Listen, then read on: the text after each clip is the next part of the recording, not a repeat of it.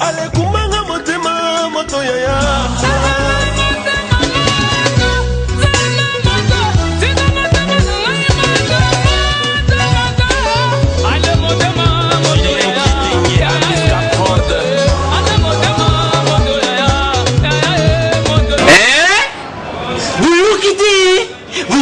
Kaka Kinshasa Nabiso Kin et l'équipe partout KNB Kinshasa Nabiso Kin et l'équipe partout Kinshasa et l'équipe partout Mikuru Nezabino pardon Jima Sala Yolo Ratarate Yana bien Gayo Jima Mukende Oumela Bana Kin Kebana Jago Zapé So Koutenango KNB Téléma KNB Téléma qui chasse l'équipe partout.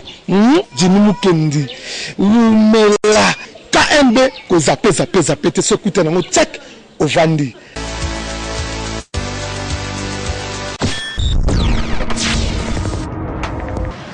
Mbote bakinois bienvenue na numéro ya sika ya magazine na bino emesana kolobela bino ba réalité ya vie ya Kinshasa KNB.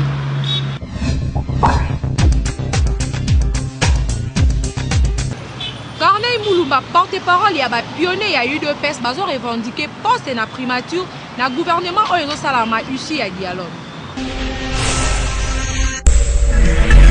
Ba pionnier ya UDPS par la bouche ya Corneille Moulumba ba proposer que primature ekumba mana mutu oyo aumeli kozala militant ya opposition.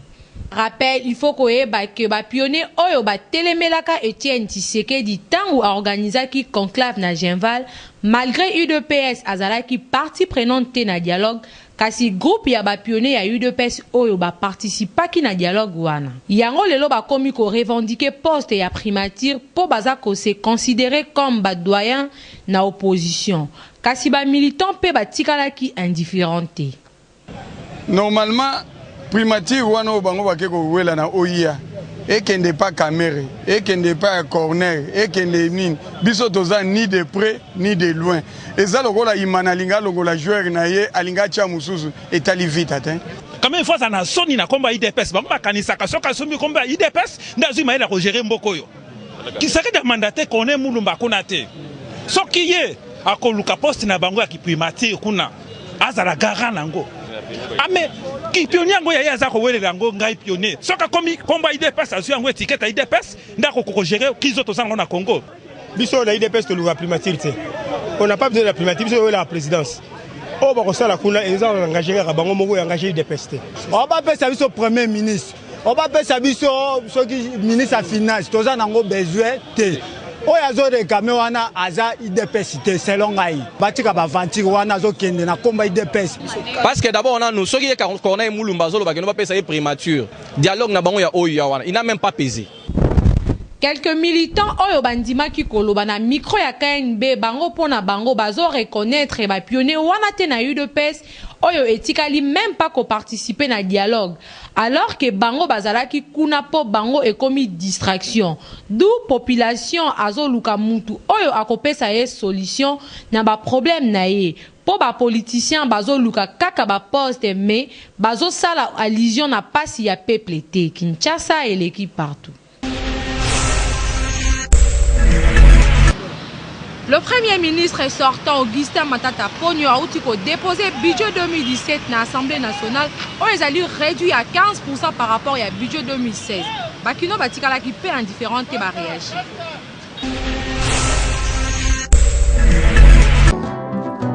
Nanou Banga Banga Supreme Cheese Patrick Meka Odomampouya.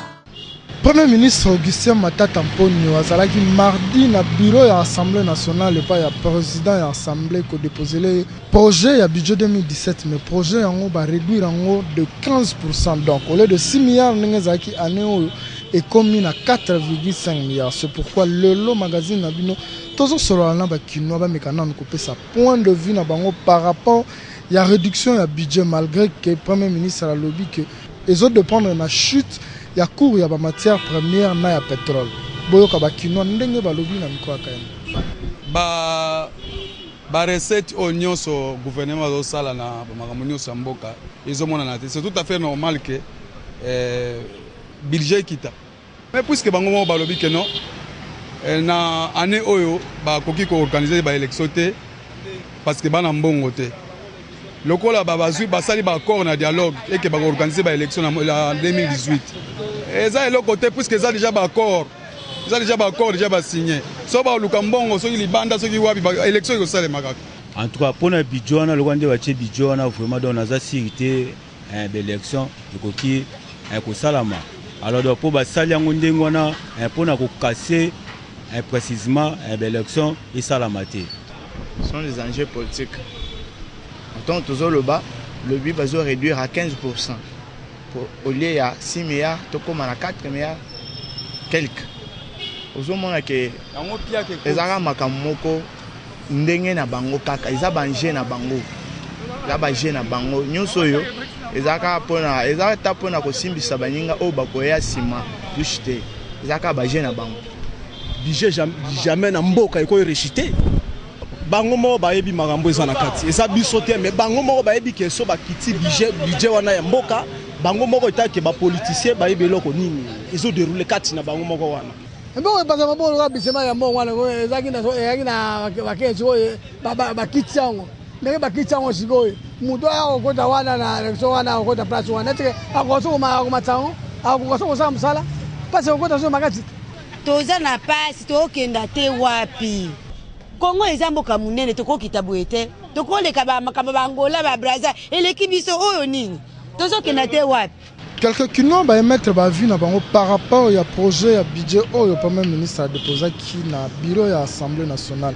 Mais crainte na bango eza que budget yango ekoka kosala eloko te parce que na oyo déjà toza nango année oyo 2016 budget ya 6 milliards mboka nyonso mutu nyonso aza kolela ki mbongo zo circuler te awa ba réduire yango lisusu na 15%. Est-ce que eko répondre na batante ya ba congolais donc na bakambi ya mboka boye ba koluka kosala eloko oyo eko permettre que congolais nyonso a vivre aisément na mboka na ye. Au moment où le dialogue de l'Union africaine et aussi la paix, l'accord qui déjà signé, les membres du rassemblement ont un deuxième dialogue pour éviter ce qui est salé, mais ils ont des détails, une réflexion au Quelques semaines après signature, il y a accord, il y a dialogue, bandeko ya rassemblement se réclame l'organisation. Il y a deuxième dialogue oyo selon bango et ko répondre na batante nyonso pe egozala inclusive. Na sujet wana ba réaction eye ya modèle à l'occasion ya célébration il y a 71 ans il y a Nations Unies représentant spécial adjoint il y a secrétaire général il y a Nations Unies en RDC Mamadou Diallo à lobby. Il faut savoir que les efforts sont consentis afin qu'après la première étape du dialogue ayant débouché sur la signature d'un accord politique, les parties prenantes, notamment celles n'ayant pas pris part, de se retrouver autour d'une même table pour aplanir les divergences. Mais Nangambu Naye, ministre des Affaires étrangères angolais, na occasion de la 7e réunion du mécanisme régional de surveillance du cadre de paix, Georges Chikoti a annoncé bouillir. Il n'y aura pas de nouveau dialogue en RDC, ni les nouvelles dates des élections comme le demandent certains opposants.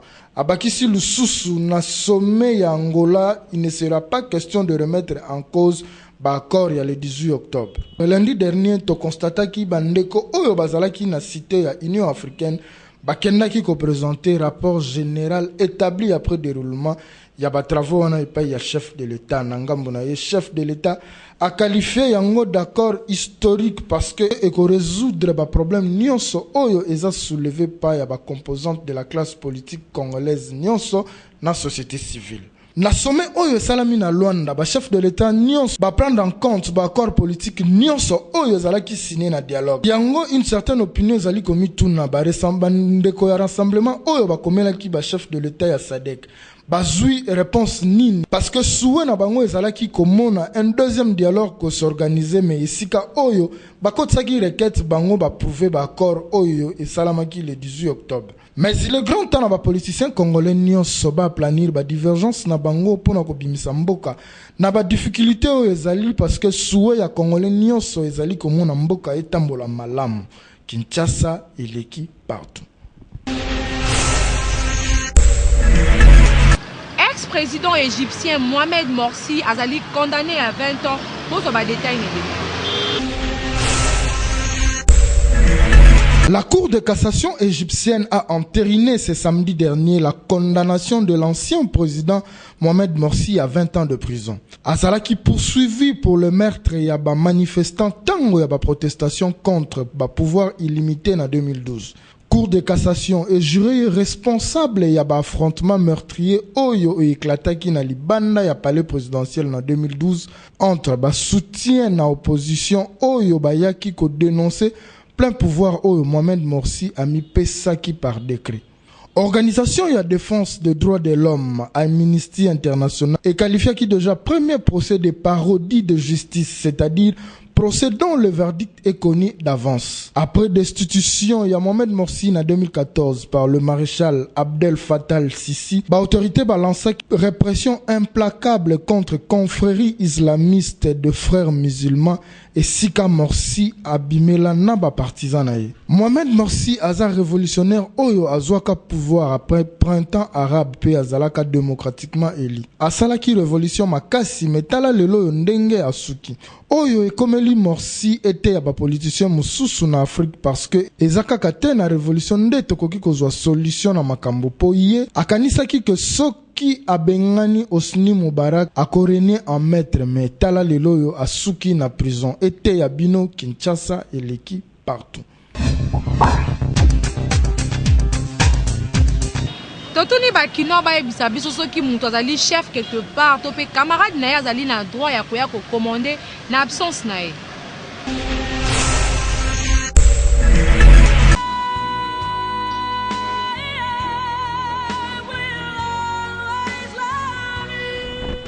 Magazine KNB toza awa na commune ya Gombe pona kotuna batu soki eza normal mutu aza camarade ya patron na bino akomi koya pe kopesa ba loi na musala or bino boza ba travailleur na yete boza ba travailleur ya camarade na ye o aza patron na bino yango tongi toyeba soki eza logique yo oye na nini oza camarade ya chef jamais oza no diasa komata pe koma ogangela bato yo baza na poste ya musala na eza bina bien te patika eza bina bien te moto aza chef moi s'occuper na ba travailleur na za na bango yo za ki camarade ya chef s'occuper na ki camarade yo o boza nango entre bino mibale na patron eza bongo te nako commander parce que ce qui duranga azali chef ya liboso fona to se bango basa musala bango malamu po moyena na respecter bango ezate parce que de l'orande on a que mais il y a ça suffité bon il y a ça suffité moyen à gagner le bango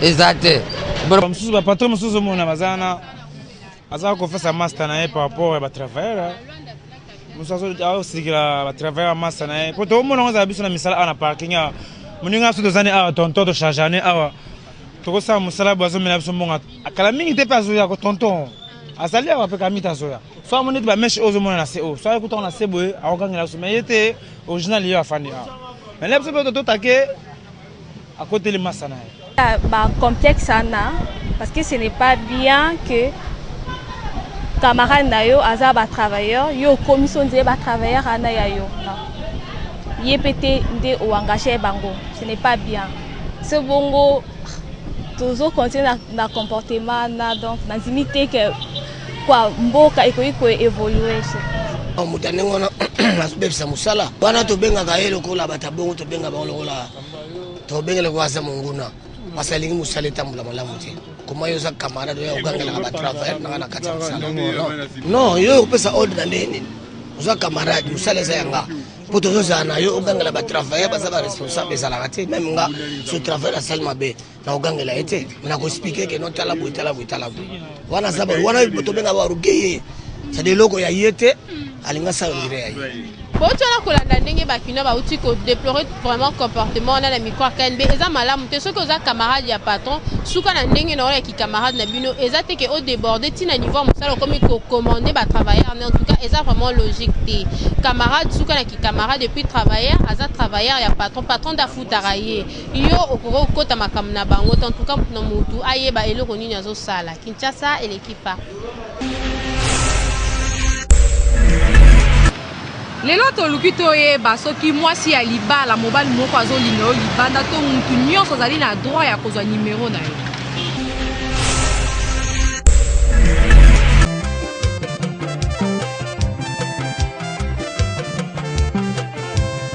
Kinshasa l'équipe partout et que soit na bakino ba meka un peu koyebisa biso. Est-ce que moi c'est libala soka zotambola na nzela et que mutu soit dragué? Est-ce que na cadre faire play ya koki kopesa numéro na ya téléphone? Bo ka ndenge bakino ba pesi ba point de vue na bango. Bon, moi c'est libala normalement alors qui jamais kopesa numéro na téléphone à n'importe qui. Ceux qui mutu alingi na nzela alingi mutu te. Okopesa numéro à téléphone te. Okopesa numéro à téléphone pour ani.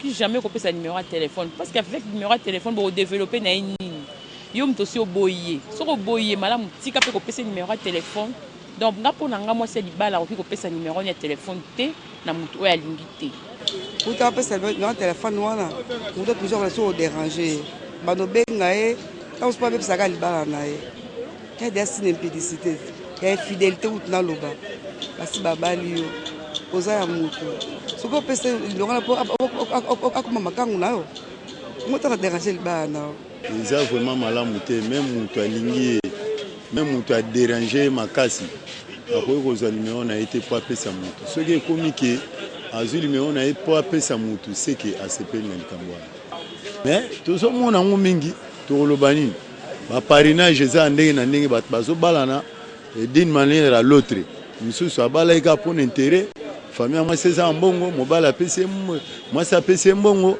akende ka bala e andimi na ye suka nango kutaka na biloko wana toki ndenge bakino ba pesi ba point de vue na bango donc balobeza malamu te moi c'est libala pesa numéro ya téléphone et pas n'importe qui surtout pas muto ya déranger qui yo donc faire play na moi c'est libala les ala raté parce que koki pe ko bebe c'est libala na yo Kinshasa et l'équipe partout.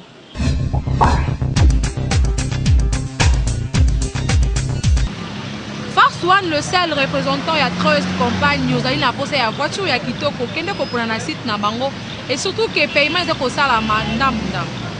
Par ailleurs que chez Trust, des véhicules d'occasion de haute qualité avec moins de kilomètres dans notre stock. Vous y trouverez toutes vos marques préférées. Toyota IST, Toyota Passo, Mazda Demio, Toyota Yaris, Prado, Nissan Skyline et tant d'autres. L'équipe technique ne laisse rien au hasard avec plus de 60 points de contrôle pour vous assurer une conduite avec des véhicules en très bon état. Visitez le site www.japanesevehicles.com, faites le choix de votre véhicule et contactez Force One Service situé sur Colonel Ebea, numéro 56, immeuble Boncoin, côte à côte de la Napi, à 1 minute de l'hôtel de ville de Kinshasa. Ou appelez le 081 99 64 301. Email info@forceoneservice.com. Nous vous accompagnons dans toutes les étapes. Plaque d'immatriculation, assurance annuelle, transport Matadi Kinshasa et un service après-vente assuré. Un seul site, www.japanesevehicles.com. Force One, l'unique et le seul représentant de Trust en RDC.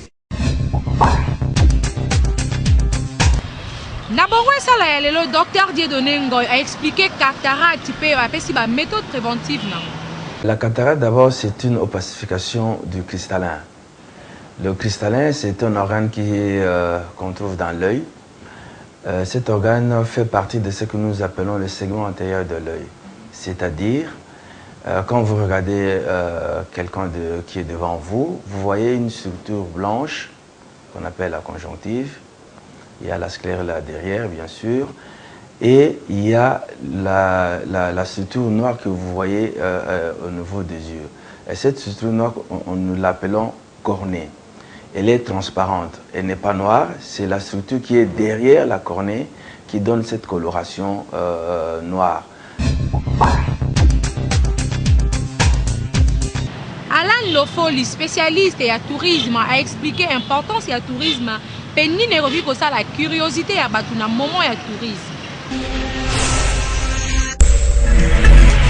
Tourisme a une importance ébélée. Sur le plan par exemple de la santé, hein, au Salim Salamingi, la fin un week-end, si tu vas en tourisme, tu vas visiter, tu vas découvrir, tu te déstresses. Donc santé ont contribué. Deuxièmement, sur le plan éducation. Tu peux exemple ou bien je prends la tête de verdure. Au moins, histoire à Congo, ils ont symbolisé par la statue, il y a Léopold II, etc. Donc, nous avons quoi apprendre. En plus de ça, il faudrait dire que le tourisme rapporte également des dividendes. La recette est belée, Namboka. Aux pays de la France, ce sont des milliards qui entrent chaque année. Parce que le tourisme est organisé. Et à Kinshasa, au Congo, c'est possible. On a beaucoup nous ce gros tourisme, c'est-à-dire na autozomona na autozomonate. Je donne un exemple. Tous à Kinshasa, tout le monde a catégorie de montagne te na Misuboy, hein, tous à Kinshasa, mais à Goma, n'est-ce pas? Le fait que tout le monde a été, le fait que tout le monde a information moko que par exemple animal moko endémique, c'est-à-dire au Bakutara na Congo, n'est-ce pas? Et qu'on va attirer bisoto kende pour tout le monde aille sur place. Mais il y a autre chose, autre monde naka. Mais vous avez tourisme dans le sens que tu as une histoire dans le côté. KNB ils ont proposé découverte évasion. Hein? Pourquoi? Parce qu'il y aura des guides expérimentés. On a battu sur Akoya, hein? À travers Bonobo Events, nous sommes une structure de Yanini. Au lieu il y a un bus. Bus mona nous pesa adéquat, c'est-à-dire o esengélité bo sangisi bana batu makelele na kati titi bakena site moko songolo to na kinkole ozomona mais biso eza différent na nini.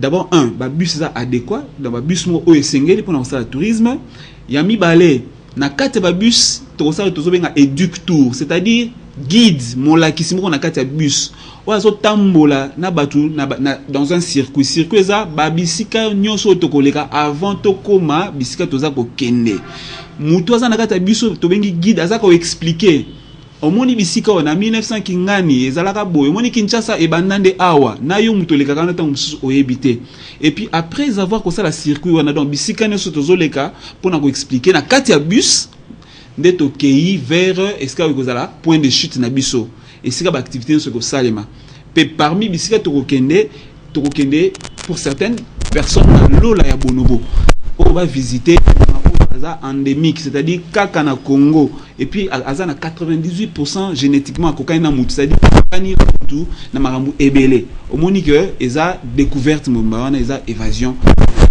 En dehors il y a activité mususu pe kozana na kati wana ludique, musique, humour marambu ebele. Voilà, eza différent na ba excursion nyonso o bato salara na Kinshasa.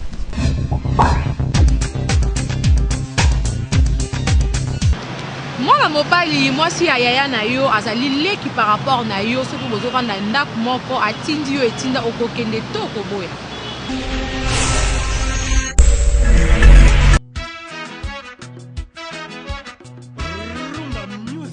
Kosona bandeko mibali bayebisa biso mwasi ya yaya na yo aza moins âgé que yo.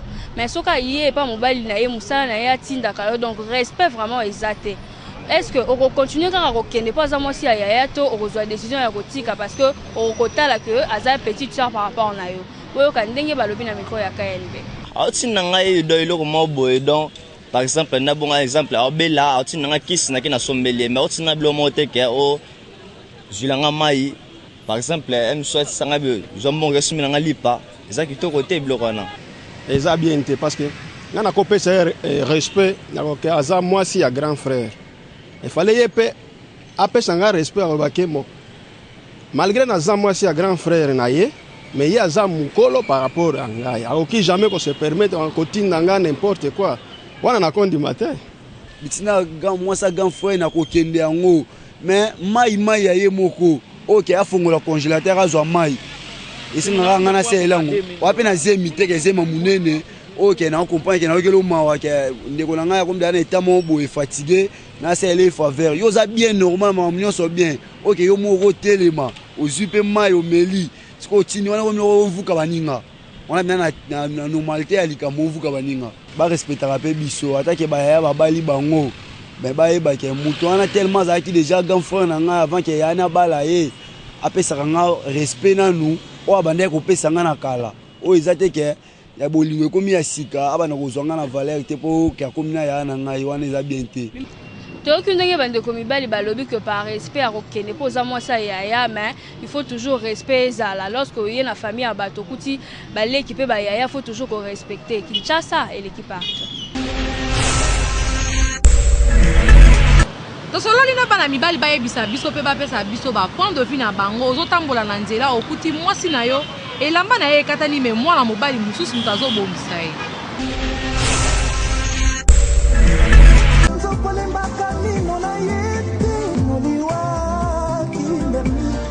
Kinshasa c'est l'équipe partout magazine KNB le tozo tout na ba papa ceux qui les lozo les kalanzelo kuti moi si na yo moninga mobali msusa so bongisa et lamba ndenge za basi azo tambola soit soutien tenga mito tirette na eza polele moi mobali msusa zo aider na kokanga yo mobali so kuti moi si na yo bongo oko réagir ndenge nini envers ye to pe envers mutu oyo azo kanga e lamba.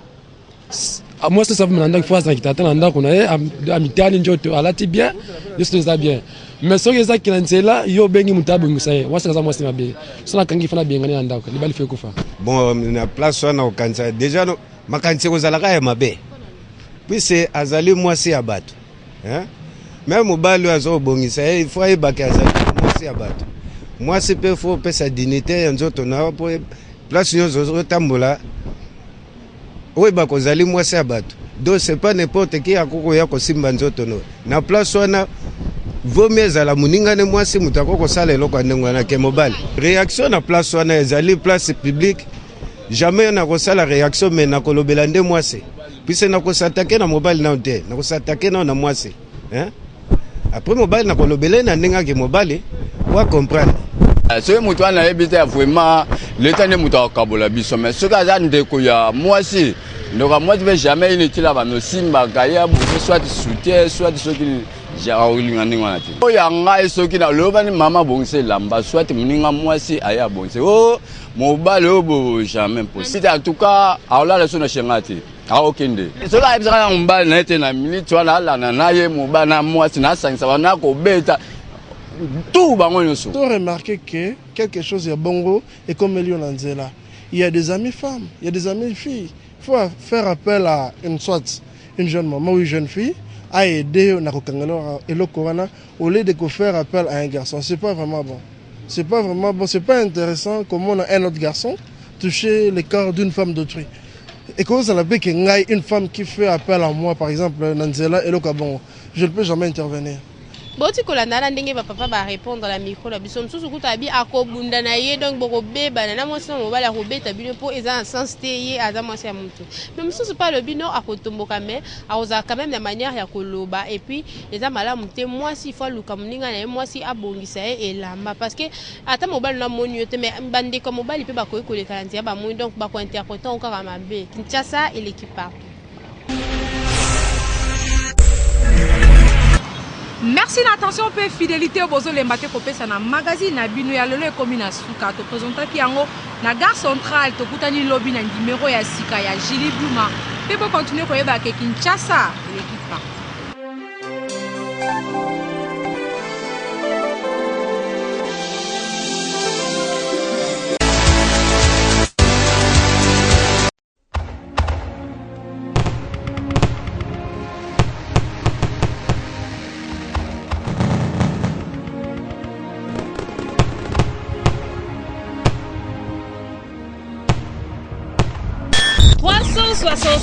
Arrive, 365 est arrivé. La 365e édition de votre magazine KNB, c'est déjà dans quelques jours. 9 novembre 2015, 9 novembre 2016. Le magazine Kinshasa Nabiso, un an déjà. Magazine Oelobelaka via Bakinois sans concurrent ni imitateur, unique en son genre, mon côté na Kinshasa, mon côté na RDC. Boya ko fete na biso na mama na excursion oyo ko salama dimanche 13 novembre 2016 lieu d'embarquement eza bongo na gare centrale ya Gombe. Ensemble na ba partenaire ya tourisme et ya environnement boya ebele poto ko tamola Kinshasa mobimba en mode touriste. Pe ba bete la biso ba histoire pe masolo nyonso oyo toyokaka na Kinshasa. Babillet oyo eza numéroté de 1 à 365. Soki osombi yango à $20, nde oko bénéficier na t-shirt souvenir ya KNB, consommation ya boisson sucrée, pe accès na point de chute et sika fête monene ekozala. Occasion po bokutana na ba agent nyonso ya KNB pe ba présentatrice préférée na bino oyo butu moi basalelaka bino musala po bosepela oyo bakozala très disponible mpona kosolola na bino pe koimmortaliser ba moment de joie oyo tokolekisa ensemble. Surtout ba selfie somme en trop. Tokosouffler gâteau ensemble, kolia, komela, musique na comédie. Babete batela yo lisolo te excursion Kinshasa na biso nanu ezala te. Première édition yango yo billet à $20 seulement. Eza déjà en vente na siège à Force One Service na croisement Colonel Ebea avenue du Marais na commune ya Gombe. Non loin ya hôtel de ville ya Kinshasa. Ba surprise eza ebele. Lokola toza kaka na besoin ya 365 personnes, mi sombelaka déjà billet bien avant pour ceux qui ba place ekoki na bus. Moyen to bakisa bato ekozala te. 365e édition ya KNB, un an ya magazine na bino, unique événement de l'année. Kinshasa et l'équipe part.